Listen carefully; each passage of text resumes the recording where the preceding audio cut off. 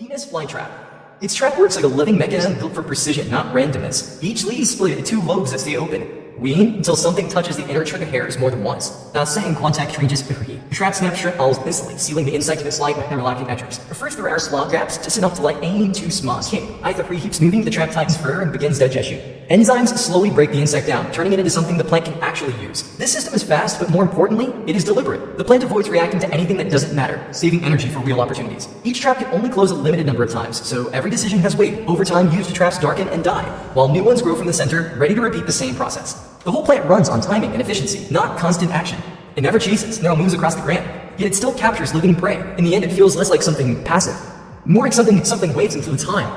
Nepenthes. Its traps isn't snap and bites. The leaf extends in a deep hanging pitcher filled with liquid, with a rim that looks almost harmless at first glance. That rim is the key. It becomes extremely slippery, especially when wet, making it nearly impossible for insects to keep their footing. Attracted by nectar, they move closer, lose grip, and fall straight inside. The inner walls are smooth and angled downward, so climbing back out is not an option. What looks like a container is actually a one-way drop. Inside, the liquid is not just water. It's a digestive mix that slowly breaks down anything that falls in, from small insects to, in some cases, much larger prey. The plant doesn't rush the prices, and lets time do the work, but the core idea remains the same. Instead of reacting quickly, it relies on design. Everything about the structure guides the prey toward a single outcome. It doesn't need speed because once something slips, there's no way back. Sundew. Its shape looks almost delicate, coated in tiny hairs tipped with glistening droplets that resemble morning dew. But those droplets are not water. They are thick, sticky, and puzzle for small insects to escape once touched. The moment an insect lands, it becomes stuck. So then, why makes it worse? The surrounding tentacles begin to bend and weigh, slowly wrapping around the prey.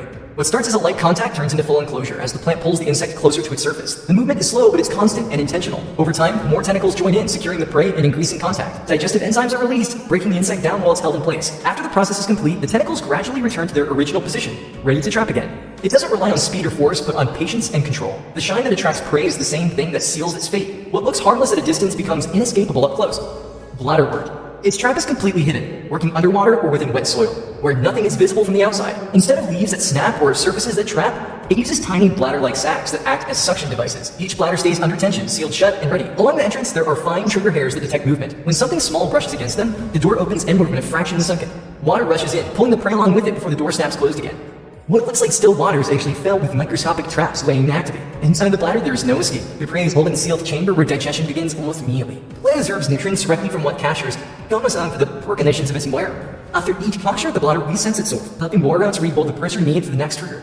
This cycle repeats continuously, trap after trap, each one operating independently. Among carnivorous plants, this is one of the most mechanical and efficient systems. It doesn't lower a chase, it simply waits for the exact moment something gets too close. Cobra Lily. Its trap doesn't look aggressive up close, but the sheet tells a true story. The leaf curves upward into a hollow structure that resembles a raised hood with an opening heading it. Light filters through translucent patches at top, creating bright spots inside the trap. For an insect, it feels like a way out, but it isn't. As it moves toward the light, it hits solid walls again and again, losing direction. The real entrance is below, and once the insect slips inside, the path becomes confusing and disorienting. The inner surface is smooth and lined with downward pointing structures that make climbing back almost impossible. What seems open and bright is actually a maze designed to mislead. There is no quick snap or sudden closure here, only gradual exhaustion. The insect keeps moving, searching for an exit that doesn't exist, until it eventually falls deeper into the trap. At the bottom, digestive processes begin, supported not just by the plant, but also by microorganisms living inside the fluid. Together, they break down the prey over time. The plant relies on deception rather than speed, guiding movement instead of forcing it. Each part of the structure plays a role in that illusion, from the light above to the hidden entrance below, and by the time the insect realizes something is wrong, it's already too far inside to escape. Butterwort. Its strap doesn't move side of the ear like farting. It just sits there with a smooth, glossy surface that seemed harmless. The leaves are covered in a thin layer of sticky fluid that glistens under the light, attracting small insects that land without hesitation. The moment they touch it, they're stuck. The surface holds them in place, and even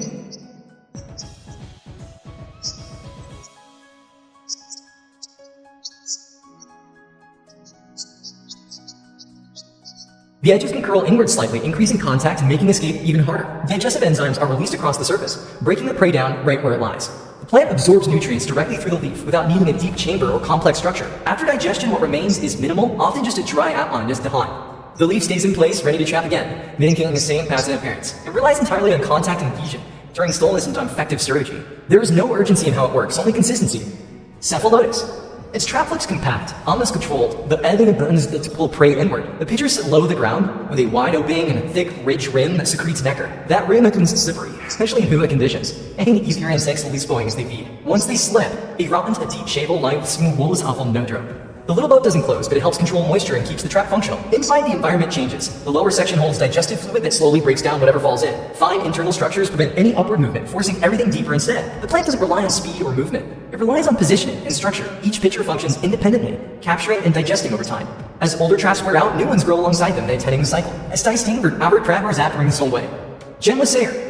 Its trap works entirely on say, buried in wet soil where nothing looks immune with not. Instead of visible leaves doing the capture, it uses thin, tubular structures, extend and begir. These two spurt into spirally arms, forming a narrow part that curves inward. The hand first, everything seems over, the deeper it goes, the fire and more super it comes. Tiny inward pointy hairs line the interior, allowing movement in a one direction. Small organisms enter easily, but once inside, turning back is no longer possible. As the prey moves deeper, it's gradually forced toward the central chamber. There, digestion begins, breaking down microorganisms that the plant absorbs as nutrients. The entire system functions without any visible motion, relying purely on structure and direction. Each trap is passive on the outside, but internally it's highly controlled. It's one of the few carnivorous plants that passively can't see at all. Thanks for watching. You made it this far, you already know what to do.